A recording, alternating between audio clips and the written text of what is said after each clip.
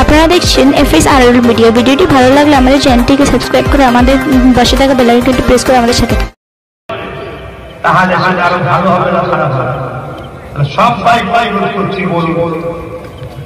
দ্বিতীয় আরেকটা কথা, এই আইনটা তৈরি করেছে রাজ্য সরকার, কেন্দ্র সরকার। বলুন, অকামের বিরুদ্ধে আইনটা করেছে রাজ্য সরকার, কেন্দ্র সরকার। কেন্দ্র সরকার তাহলে আমাদের বিরুদ্ধে বলুন, কেন্দ্র সরকার স্বাভাবিক, কারণ আইন প্রশ্ন করেছে কিন্তু হঠাৎ করে নাম করিয়ে দিয়েছে রাজ্য সরকার, হঠাৎ করে নাম করিয়েছে। কি নাম করিয়েছে? পশ্চিম বাংলায় কথা বলা যাবে না, আন্দোলন করা যাবে না, গুলি করা যাবে না। তার মানে পশ্চিম বাংলার মুসলমান বলতে পারবে না আমার মসজিদ বিরোধী আইন, ওই আইন মোড়া, আমার মসজিদ বাঁচাও, আমার কবরস্থান বাঁচাও, আমার ঈদগাহ বাঁচাও, আমার খানকা বাঁচাও। পশ্চিম বাংলার মুসলমান নাকি বলতে পারবে না। যদি বলে রাজ্য সরকার নাকি সব থেকে বড় দুশ্মন হবে আমাদের। পশ্চিম বাংলা সরকার জানে না, ঘুম ভাঙলে বুঝতে পারবে। বামফ্রন্ট সরকার এখানে কথা বলেছিল বুদ্ধদেব বাবু মাদ্রাসায়, তারপরে কি হয়েছে? অতএব ও বলেছে আমাদের থেকে দুশ্মনী করবে। আমরা যদি একবার ফেলে দিই ওকে শুনছেন না?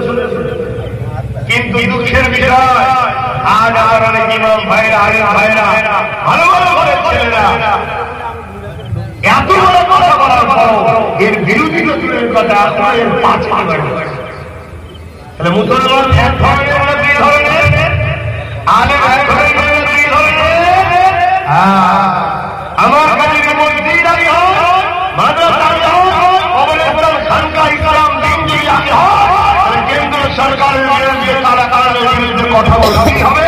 পাশাপাশি রাজ্য সরকার যে না করিয়েছে ও যতক্ষণ না ক্ষমা চাই চলবে, ও ক্ষমা চাইলে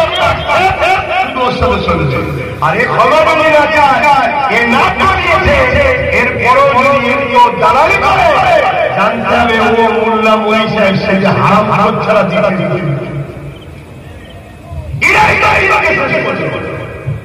দিন কেন কেউ প্যান্ট শার্ট পরা 10,000 টাকা শেষ করে, প্যান্ট শার্ট পরা 10,000 টাকা নিজেদের ক্ষতি করছে। ও নিজের ক্ষতি করছে, নিজের ক্ষতি করে নেই। আর মোল্লা মলি সাহেব যখন তাগুতি সরকারের সবার হয়ে যায়, এরা তখন দিনকে ক্ষতি করতে করে। আপনি আমাদের এলাকার মানুষ, আপনাদের কাছে জানতে হবে, বুঝতে হবে। এই জায়গায় ভারতবর্ষে হতভাগা আকবর ছিল। আকবর বাহারের বিরুদ্ধে একটা কিতাব লিখেছিল, জিনে ইলাহি।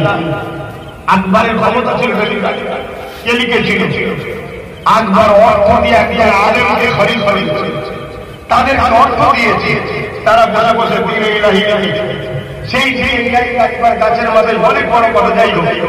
তাহলে আকবরের অর্থে মুফতি মওলানা কোরআনের বিরুদ্ধে কিতাব লিখেছে না লিখেছে? আবার ওটা দিয়ে বলুন যার মনে চলে যে তামার বসা না, বলুন 3 বছর সময় দিচ্ছি, চোখ দিয়ে পানি আর খুন বেরোবে বলেছিলাম। আর বাকি আছে বেশি বেশি নয়, 1 বছর 4-5 মাস বাকি আছে। দেখো